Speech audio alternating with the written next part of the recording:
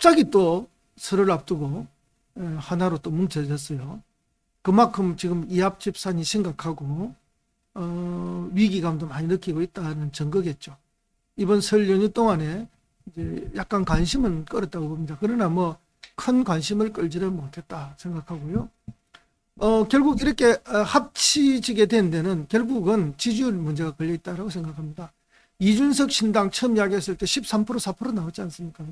이낙연 신당 이야기했을 때 뭐 10% 가까이 맨 처음에는 언급도 되기도 했습니다. 근데 시간이 가면 갈수록 점점 낮아졌죠. 그 낮아지게 된 이유에는 각자의 욕심들이 다 드러나게 됐고, 아이고 양당보다 너는 더 하구나, 그런 이야기까지 나오게 된 거죠. 뭐 싹수가 노랗다는 이야기까지 나오게 된 거죠. 그러니까 이 우리 선거에 유명한 이야기가 있습니다. 선거에 뭐 유명한 이야기가 많이 있지만 그 중에도 선거와 관련된 이야기 중에 지지율이 깡패라는 이야기가 있습니다. 지지율이 점점 떨어지니까 다들 불안하고 초조해지는 거죠. 그러니까 뭉쳐야 되지 않으면 안 된다 하는 아마 등 떠밀리던 듯한 긴박감, 긴장감들이 생겼겠죠. 절박감이 생긴 겁니다. 그러다 보니까 관심을 받기 위해서 밑도 끝도 없이, 그죠, 원칙도 없이 그냥 일단은 합쳐보자 이렇게 된 거 아니겠습니까? 그 지금 화면에 나오다시피 저기 이낙연 씨, 그리고 이준석 씨, 그다음에 유호정 씨, 이렇게 세 명이 앞자리에 잘 보이고 있습니다. 자, 이준석은 반패미로 사람들의 관심을 끌었고, 특히 20, 30대 청년들의 남성 청년들의 지지를 받으면서 자기의 위치를 굳건히 해왔던 거 아닙니까? 근데 그 옆에 유호정 씨입니까? 저분은 이제 정의당에서 탈당했죠. 저분은 또 패미 운동으로 또 난리를 치는 분 아닙니까? 두 사람이 저렇게 나란히 서인다는 게 결코 가능한 일이 아니지 않습니까? 아마 양지지 세력들도 다 그렇게 생각할 겁니다. 그래서 이준석을 지지했던 많은 사람들이 지금 빠져나간다는 이야기가 벌써 나오는 거 아니겠습니까? 패미든 반패미든 지나치면은 다 문제가 있는 겁니다. 지나치지 않고 상대를 서로 다름을 인정하고 합리적으로 설득할 수 있는 수준의 패미든 반패미든 자기 위치가 생기는 거지, 극단적인 패미와 극단적인 반패미로 상대를 갈라치기 하고 제약시하는 거는 옳지 않는 거거든요. 근데 두 분은 다 그런 일들을 해오셨던 분들 아닙니까? 젊지만 결코 젊다고 볼 수 없는 이상한 정치를 해왔던 분인데 갑자기 이렇게 합치지면 쉬운 그림이 아니다. 뭐 쉬운 그림이 아닌 어려운 그림을 만들어내서 훌륭하다라고 말씀하시는 분도 있지만 이 그림이 결코 오래갈 그림이 아니지 않느냐.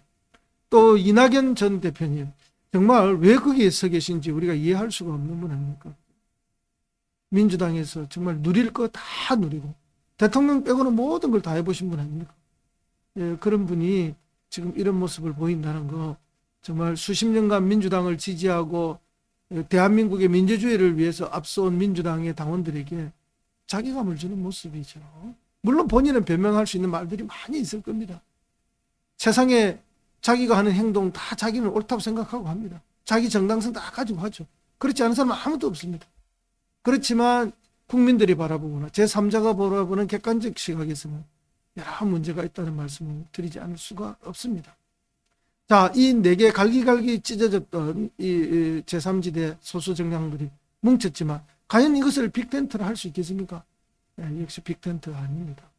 이제 이분들에게 남은 것은 거대 양당에서 공천 탈락한 사람들을 받아들이기 위한 이삭죽기 외에는 남은 것이 없죠. 그 이삭죽기를 통해서 의원수를 늘리고 기호 3번을 받고 국고보조금을 받고 그렇게 해서 당을 꾸려나가고 지역구에 출마를 일부 시키겠지만 당선될 때는 아무데도 없는 그런 상황이 아닌가, 그렇게 봅니다.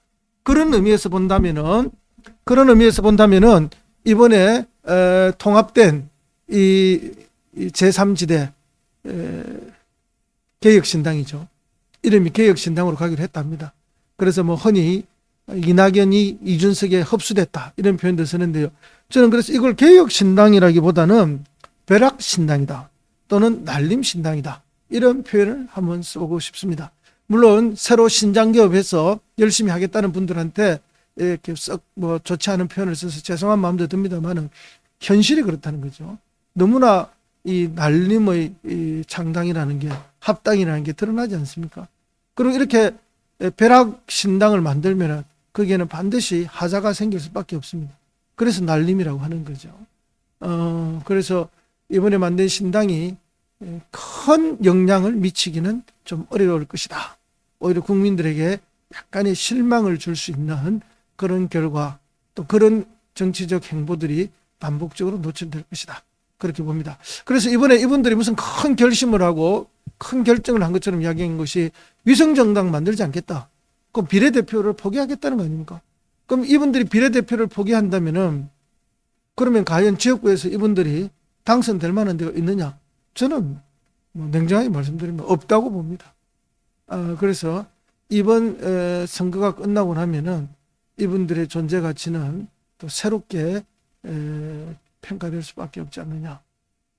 이분들이 지금 다 정치적 생명이 위태롭다 하는 말씀을 드리고요. 또 이런 분들에게 국민들이 신뢰와 지지를 보내기가 어렵다라는 말씀을 드립니다. 특히 저는 다른 분들보다는 이준석 전 대표에는 큰 격려를 하는 입장이었습니다. 왜냐하면 이제 아주 30대의 젊은 청년이 집권당의 대표도 됐고요. 또 그분이 갈라치기를 하고 뭐 반패미로 이렇게 재미를 보는 것도 있긴 하지만, 그런 부정적 요인도 있긴 하지만, 어쨌든 젊은 패기로 기성질서에 이렇게 강력하게 도전하는 모습을 보였기 때문에 청년의 그런 모습에 대해서 저는 상당히 격려하는 입장에 있었던 게 사실입니다. 그러나 이준석 전 대표가 성공을 하려면 이렇게 가면 성공 안 되거든요. 진짜 제가 볼 때는 보수의, 건강한 보수의 본류가 되겠다는 마음으로 보수의 입장을 제대로 걸어야 되고, 제대로 된 대한민국의 좋은 보수, 국민들로부터 박수받는 보수를 건설해서, 지금의 완전히 이름만 보수지 보수가 아니라 극우나 또는 뭐라 그럴까요? 아주 뭐 이렇게 부끄러운 보수, 이런 사람들을 자기가 대체할 생각을 했어야 되는 거죠. 그 길이 어렵고 힘들지만 가면은 이준석 전 대표는 지금 젊기 때문에 기회가 또 충분히 있을 거라 보고, 우리나라의 보수를 새롭게 만들어가는 그런 건강한 보수, 또 합리적인 보수, 진짜 보수를 건설해 주기를 바랬는데 이번에 이 모습을 보면서 참 많이 망가지고 있다. 그래서 좀 안타깝다, 아깝다, 이런 생각도 좀 하고 있습니다.